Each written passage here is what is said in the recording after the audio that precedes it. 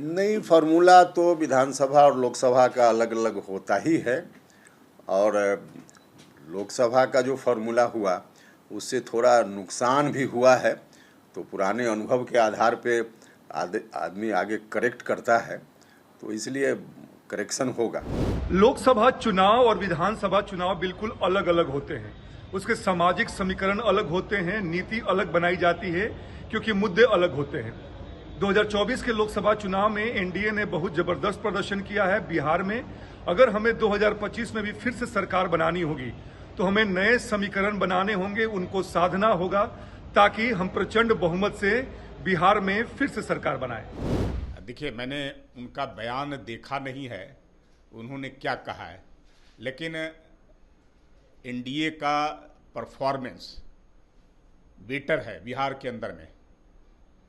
आप देख रहे हैं कि किस प्रकार का माहौल खड़ा किया गया था। सारे महागठबंधन के दल एक होकर करके एनडीए को रोकने की भरपूर कोशिश कर रहे थे, लेकिन उसके बावजूद वह नाकाम रहे और एनडीए 30 सीटों पर यहां चुनाव जीती है विपरीत परिस्थितियों में। जहां तक आप हमारे सहयोगी दलों की बात करते हैं तो सहयोगी दलों का जितना सम्मान एनडीए के अंदर में मिला है या मिलता है, वो शायद जो है से दूसरे दलों में या दूसरे गठबंधनों में नहीं मिलता है।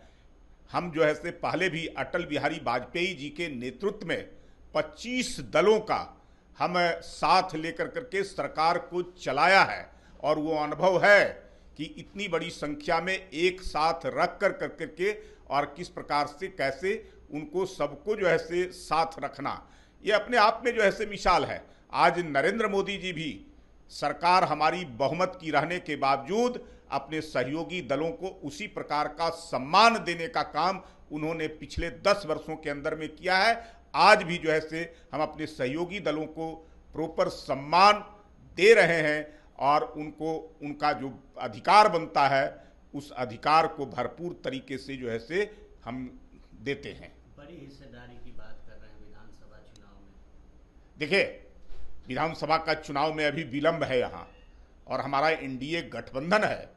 हम आपस में मिल बैठ कर करके बातें करेंगे और जिस प्रकार से लोकसभा में परफॉर्म हुआ है, 176 सीटों पर हमारी विजय प्राप्त हुई है विधानसभा के हिसाब से, तो हम जो है से आने वाले समय में अपने सहयोगी दलों के साथ उससे भी बेटर परफॉर्म करेंगे।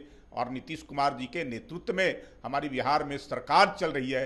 एनडीए के तमाम घटक दल वो आज साथ साथ मिलकर करके मजबूत स्थिति बनाने में उस सरकार को काम कर रहे हैं। बिहार की जनता का विश्वास और भरोसा भी है। निश्चित तौर पे जो है से जब चुनाव आएंगे तो हम अपने सहयोगी दलों के साथ, हमारा नेतृत्व, हमारा प्रदेश और केंद्र का ये बैठ कर करके तय करेगा और सबको सम्मान के साथ हम साथ लेकर करके फिर से हम बिहार में सरकार बनाएंगे। एनडीए की सरकार बनेगी और बेटर परफॉर्म के साथ बनेगी। राष्ट्रीय लोक मोर्चा के नेता माननीय उपेंद्र कुशवाहा जी ने जो कुछ भी विधानसभा चुनाव को लेकर के कहा, उन्होंने उसमें कहीं से भी कोई बगावती तेवर की बात नहीं है। बात सीधी सी है। लोकसभा चुनाव और विधानसभा चुनाव में सीटों के बंटवारे को लेकर के अलग अलग परिप्रेक्ष्य को ध्यान में रखा जाता है। हालिया चुनाव में जो लोकसभा चुनाव बीता उसमें जिस तरह से सीटों का बंटवारा हुआ, निश्चित तौर पर उसका नुकसान बिहार के अंदर दिखाई पड़ा। छोटी पार्टियों के जो आधार वोट होते हैं, उसके जो समर्थक होते हैं, उनके अंदर एक निराशा की भावना पैदा हुई और कुल मिलाकर के जो परिस्थितियां बनी उससे एनडीए को नुकसान हुआ।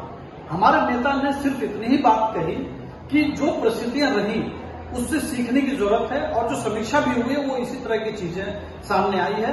विधानसभा चुनाव को लेकर के अलग तरीके से सीटों का बंटवारा हो, यही संदेश है, इसके अलावा कोई बात नहीं। लिए गए निर्णय के आलोक में एनडीए के विभिन्न घटक दलों को सीटें आवंटित की गई और 30 सीटों पर हमने जीत हासिल की।